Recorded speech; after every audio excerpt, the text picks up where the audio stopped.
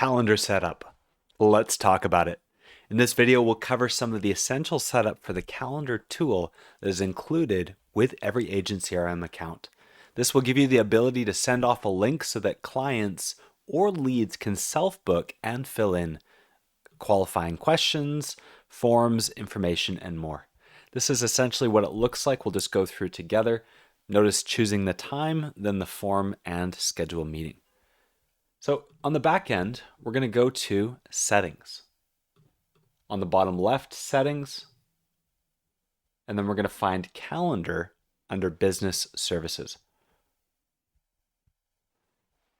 By default, you will have some basic ones like 30-minute appointment, 15-minute appointment, but what we want to look for is speak with your product name, insurance agent or agent. These are tied to the Branning bundles, and using these will fire the automations that do follow-up and lead tracking and more. So we can see that they are inactive by default, and that's because there's some settings that we need to configure in order to turn them live. So what we're going to do is we're going to go to the little pencil icon here and edit the calendar. Now we have the ability to add a lot of different things like a logo. We can make this a little more polished and professional, and you can see some of the specifics somewhere. You can see some of the specifics here, the dimensions and the file size. You can rename the calendar if you want to change what the clients themselves will see, and maybe add a little bit of a description. Is there maybe a couple lines or sentences that you want to add here to personalize? If you have groups that you've been creating, you have multiple insurance calendars that you want to add, you can add this calendar to a group.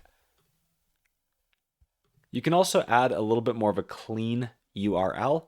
There is another step we're going to show at the end of this video as a bonus step, but even something as simple as, let's just do that as an example, will connect call. It's just cleaner, a little bit less than that long, ugly string of default text. Meeting title, that's what shows up in the calendar event. And what we can do here, which is the most essential part, is we want to make sure that we're actually selecting ourselves to be added to this calendar. If you have multiple people on your team, inside of one account, you can add multiple users. And you can see here the ability to prioritize high, medium, or low if you have different team members. Choose the location where this meeting will take place. If it's already been integrated, you can connect Zoom, or if you have a phone number or address, how will this meeting take place? This is where it's selected. You can add multiple locations if you have multiple options, but for most of our users, we recommend the basic Zoom call link. Make sure to save each settings, and we're going to move on to the next tab in the calendar configuration.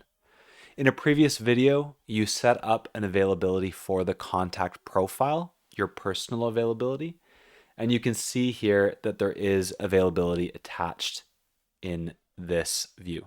Now you can shortcut and go back if you want to change that. You also have extra calendar settings here. If you want to look busy, maybe you want to make it feel more exclusive or restricted, you can add that. You can have recurring meetings if maybe you have a training with your team, if you're doing recruiting and training. And you could also change how long your appointments are. If you want to have a 45-minute appointment, you can increase the timing here. And the intervals, as you can see, there's lots of tooltips that will share a little bit more information. But how frequently? Do you want to share availability every 15 minutes? Do you want to share slots every half hour or hour? Maybe you want to have a 45-minute meeting, but you only want the meetings to be available on the hour. And that gives you a little bit of a breathing room. Minimum scheduled notice. We recommend keeping this short enough that people can book, but not too short, like an hour from now, because then, oh, whoops, I didn't see that meeting, didn't realize it.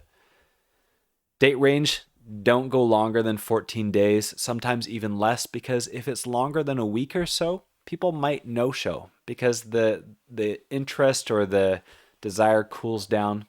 clients, that's different, but for leads especially, we want to keep this super tight.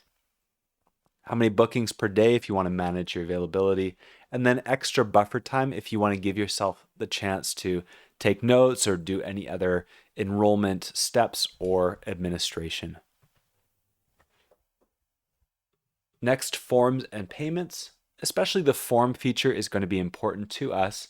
We do have a default form included, but if you've been under the site's form builder section, you can add extra questions or create forms, and then you're simply going to swap out the form inside of this field. If you have questions or you want to make sure that you don't break anything in swapping this out, feel free to drop into one of our live calls to get help making those adjustments. Do you want to enable guests so that they can add a partner, a spouse, for example? You can give them the ability to add extra people to this calendar event. A few other sections you can review with the tips for more information. And then finally, notifications and customizations. We do have in our branding bundles already built out reminder sequences. So some of these may be off, but we do have them running. So if you have any questions, again, you know the answer. Our support team or the chat widget is available for help. Reminders and follow-ups, we already have that in the branding bundle, so these are okay to leave off. And then you can see a few extra settings, reschedule, and more. Finally, customization is a little bit of the branding. If you want to just do a few extra tweaks to make it look like your business, make it look polished and professional, there you go. That's what you do. And then we're going to hit save. Now we've made all the essential changes, especially assigning ourselves. So what we can do next is we can go to those three dots on the thing and we can go activate calendar. Now, if we were not assigned, it would break. It would say, can't do it. Let's go here, activate the calendar. And now you can see that switched to green. So we've turned the calendar on. It's connected from previous trainings to our personal Google Calendar. So now if anyone goes through our link and we can click here, share, copy, and we now have that link available. Let's take a look here on the page. So this is what it looks like. Gets the job done. We've got the ability to now send this to clients. And what we can do if we haven't done it already in the customizer is we're going to go back, account customizer, let's get out of the way here, and we want to zip ahead to the calendar section. Now, what we did here was that final expense, whatever it was, let's say it's final expense, we're going to choose final expense from the dropdown and just plunk that URL here. Now, it's not super polished yet. There will be one extra step I'm going to present as a bonus upgrade option. But if I click submit, this is now functional. It's live, it works, and we can start automatically booking. If you want to take this to the next level, what I want to direct you to is the polished Branning Bundle site.